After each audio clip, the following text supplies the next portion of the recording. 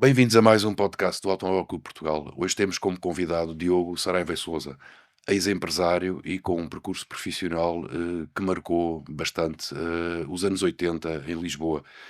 Diogo Saraiva Souza, muito obrigado por ter aceitado o nosso convite. Gosto. Esteve muito ligado à noite de Lisboa nesta época, portanto nos anos 80, mas vamos recuar um bocadinho antes, 10 anos antes, porque no início dos anos 70 foi sócio da Boate Stones, que Exata- foi na altura um lugar muito emblemático da cidade de Lisboa. Exatamente foi. Simultaneamente, enfim, não era exclusivo que eu era sócio do Stones, tinha outras atividades, inclusive até fiz o serviço militar nessa altura também. Mas realmente éramos três sócios de início, era o Manecas no Select, o nome do Select não existe, é Quelecom, mas lido ao contrário da Select, e o Jorge Caiado e eu, éramos os três sócios de início, né? E, e foi de 1970 até 70 5, até, até mais ou menos, até 75, exatamente. 75, pois. Exatamente. Era uma casa muito emblemática, não era? Era uma Naquela casa época. pequena, mas teve bastante sucesso. E eu estava ligado muito ao mundo da música e programas de rádio, e portanto eu, no fundo, a minha função ali era mais fornecedor e encarregado da música do que propriamente da boate, da gestão da boate. Isso era mais o Anecas. Avançando 10 anos, portanto, e vamos entrar na época que é o tema, no fundo é o tema desta nossa conversa, os anos 80. Estávamos em 1981. É inaugurado o Banana Power, Exato, mais conhecido como Bananas, exato. e em que o Diogo Saraiva e Souza, uma vez mais, se associou Bem, a fazia essa parte da tutela. sociedade, eram mais sócios e eu seria um deles. Aliás, eu não era sócio direto, era sócio através de uma empresa que tinha uma posição de 40%. Eu fazia parte dessa empresa. E também teve bastante sucesso essa boate. E o Bananas foi um balão de oxigênio na época, não é? Para uma sociedade ávida de se descontrair depois do 25 de Abril. Sim, realmente aquilo teve Acha que imenso abriu na sucesso. altura, é que inaugurou na altura certa? Terá sido na altura certa. Nós passámos de um estabelecimento noturno pequeno, que o Stones era muito pequeno, para o Bananas, que era uma coisa enorme, né? Sei lá, cabia, eu não digo 10 vezes, mas 5 vezes mais gente do que no Stable, Lembro-me mas estava bem. sempre cheio, realmente, tanto um como o outro, graças a Deus que correram bem. Há pouco estava a falar da sua ligação mais ao aspecto da música. Naquela altura, quem estava ligado a casas de diversão noturna era um problema conseguir obter os grandes êxitos musicais que passavam no resto da Europa e nos Estados Unidos. Mas vocês, sócios do Bananas, arranjaram logo uma solução, não foi? Bem, a solução, aliás, quer dizer, eu, como disse, eu era o responsável da parte da música e no fundo eu tinha a paixão pela música, ainda tenho, né? Mas no fundo eu valia-me um pouco de amigos meus, ou que viviam lá fora, ou que trabalhavam na TAP e que me traziam os discos que eu pedia. Eu fazia as listas do que queria, assinava as revistas, o Billboard e o New Musical Express, e no fundo estava sempre a par das músicas que estavam, Das novidades. das novidades, não é? Era através desses meus amigos que eu conseguia arranjar os discos. Aliás, discos que não havia, às vezes não havia a possibilidade de os comprar cá em Portugal. Eu cheguei a emprestar para o Valentim Carvalho um ou dois discos para eles, não digo editarem, mas enfim, do Donovan, por exemplo, recordo-me ter emprestado ao Valentim Carvalho discos do Donovan que eles não havia cá ainda em Portugal e já havia um sucesso mundial, não é? Mas chegava-lhes mais tarde, não era? É natural. Está claro que eu sabia quando é que saíam e vinham na mesma semana que saíam, não é? Portanto, era difícil em termos de para o Valentim Carvalho e outras empresas terem os discos logo de imediato. E nós, nesse aspecto, estávamos mais em Do cima da jogada, acontecimento. do acontecimento. Do acontecimento. A decoração do Bananas foi muito inspirada no Disco Sound e no filme Saturday Night Fever do John Travolta. E a decoração também esteve a cargo de uma figura muito importante na época, não foi? A Graça Viterbo foi a decoradora do Bananas. No Stones não foi ela. o Bananas foi ela, e foi realmente uma obra grande, grande. Foi, talvez tenha sido das maiores obras que ela fez, em termos de estabelecimentos comerciais. Ela obviamente que fez hotéis e casas E quase particulares, mas assim em boates estou convencido que terá sido a maior que ela fez. quem frequentava o Bananas, tem ideia se alinhava com a estética da altura, o tipo de roupas, a forma de se apresentarem, ou não, ou pelo contrário, o Bananas sempre foi muito mais frequentado pelos chamados betinhos, que aliás foi uma expressão que também surgiu naquela época. Sim e não. Quer dizer, havia de Havia de tudo, tudo. havia de tudo.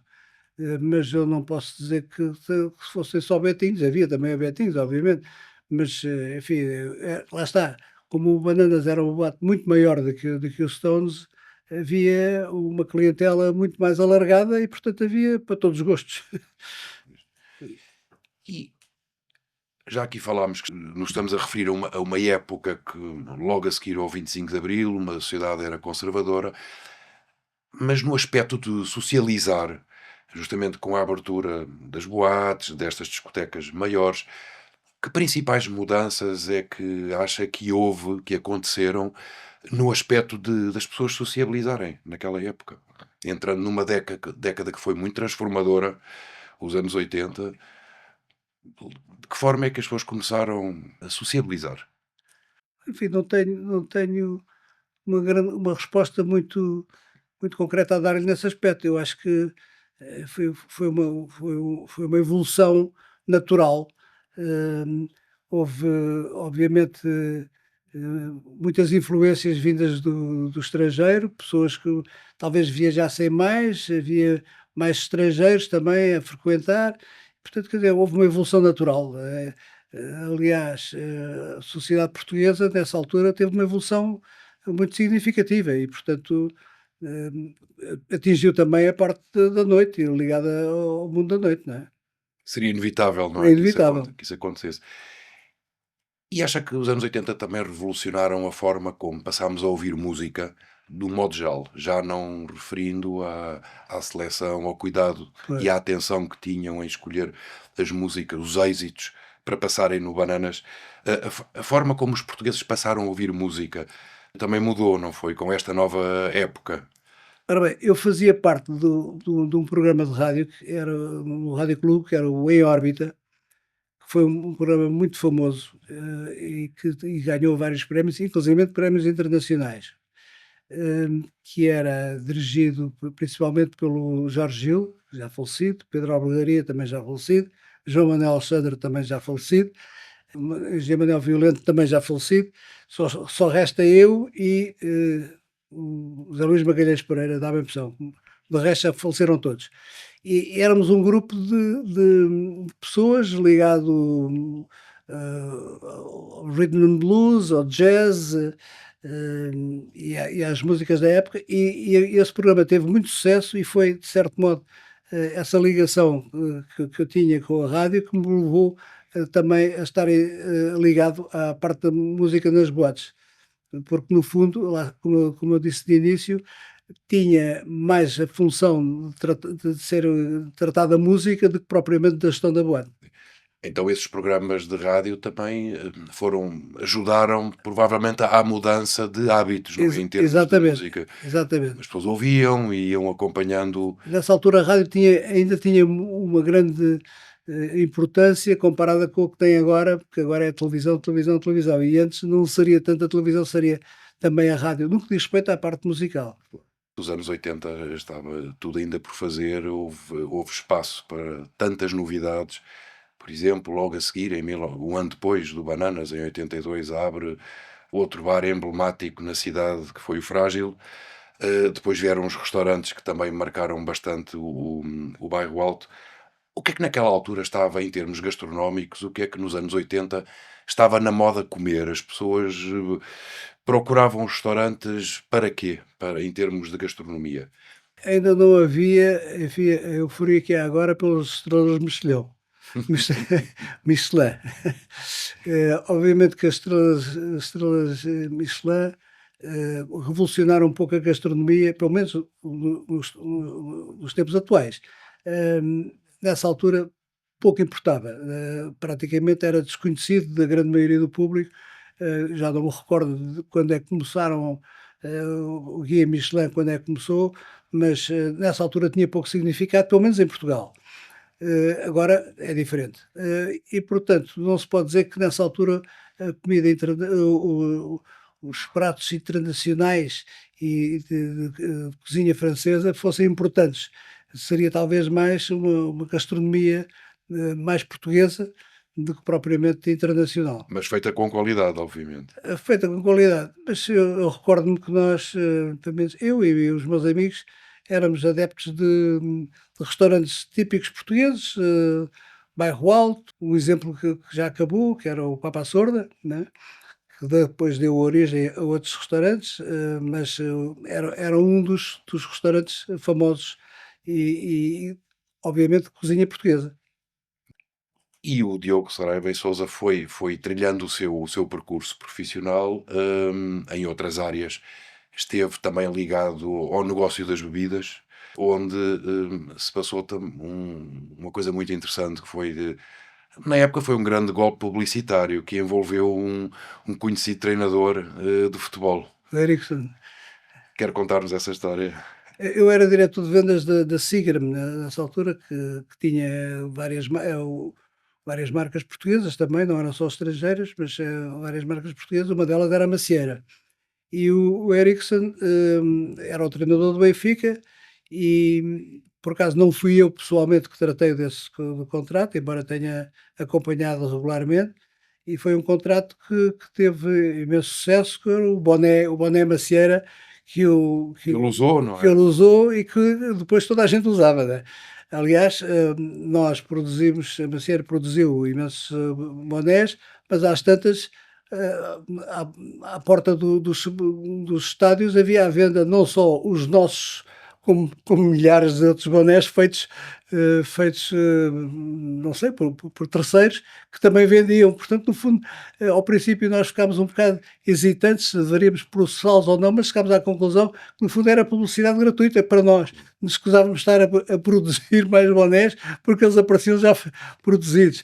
E foram vendidos aos milhares, não digo milhões, mas aos milhares foram. Mas como é que foi feita essa parceria entre a empresa e o Ericsson? Eu confesso que já não me recordo de quem teve a ideia. Quem liderou esse processo foi o José Joaquim Machado Leite, que era o diretor-geral da empresa, e que foi ele que liderou o processo. Embora eu tenha acompanhado, mas foi realmente foi, foi engraçado aquilo, foi bem sucedido. Bem-sucedido.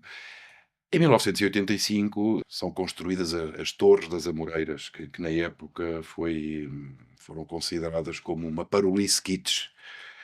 Acha que Lisboa estava preparada naquela época, em meados dos anos 80, para acolher um tipo de arquitetura como as Amoreiras?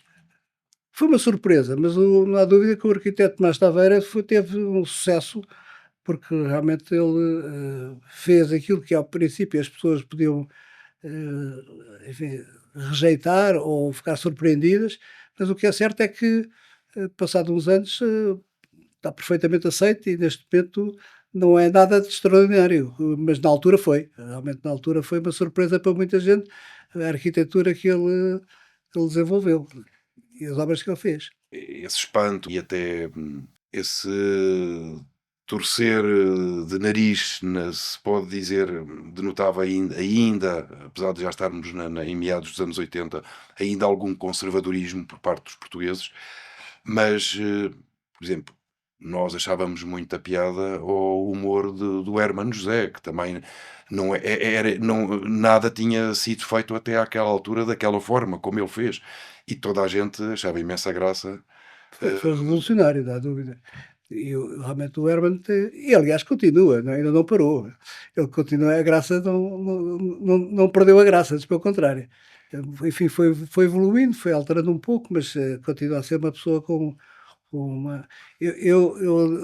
Mais tarde saí da Seagram e fui diretor dos casinos do Algarve. Acabei até como presidente dos casinos do Algarve. E nessa altura também tinha a minha responsabilidade a parte dos espetáculos. E devo ter sido das pessoas que contratei o Herman e o Nicolau Breiner durante mais tempo. Fiz contratos com eles uma semana, que era uma coisa que eles normalmente não tinham. Tinham contratos diários, ou de 2 ou 3 dias, mas eu cheguei a fazer contratos de uma semana com o Herman e com o Nicolau Breiner, o Sr. Feliz e o Sr. Contente, e nessa altura o Herman era um júnior, era realmente o júnior. O Nicolau era, de certo modo, não digo o pai da coisa, mas era o mais velho e, portanto, obviamente que aquela parelha foi fantástica. E foi o início foi revolucionário.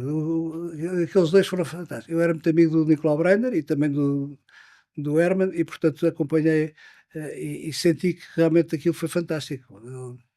Foi um dos contratos com sucesso e aquela parelha teve imenso sucesso, aliás. E nessa época, o que é que mais apreciou na década de 80? A televisão a cores, que apareceu em 1980, a entrada de Portugal na CEE ou a chegada do multibanco? Eu acho que a entrada na CEE foi talvez o mais significativo. O multibanco, enfim, Mas foi era uma uma coisa uma evolução normal, não é? mas era Evolução normal. absolutamente, Era era era. moderníssimo naquela E altura. aliás, Portugal é dos países na Europa que tem mais multibancos. O acesso ao multibanco, em Portugal, está muito vulgarizado e há países que não estão tão evoluídos como nós. Mas eu creio que a entrada na CEE foi realmente, teve muito significado para Portugal e para a evolução da sociedade portuguesa e da economia. E de facto, olhando para o seu percurso e sempre a abraçar novos projetos, pode dizer-se que o último foi a sua ligação a uma marca de gelados 100% nacional? Sim, isso já foi depois de eu me reformar do mundo das bebidas, que eu depois da Seagram, estive também como diretor-geral da United Distillers and Blendy, e depois criei uma empresa que era a São Magnum, que foi vendida à Pernod Ricard e portanto reformei-me em 1985, já confesso, já não me lembro. O que é certo é que depois de me reformar da Pernod Ricard, aceitei um convite do Jaime Lacerda para colaborar com a filha dele no lançamento de uma marca de gelados, que só tinha uma loja pequena, e então ajudei a Luísa a fazer, essa marca.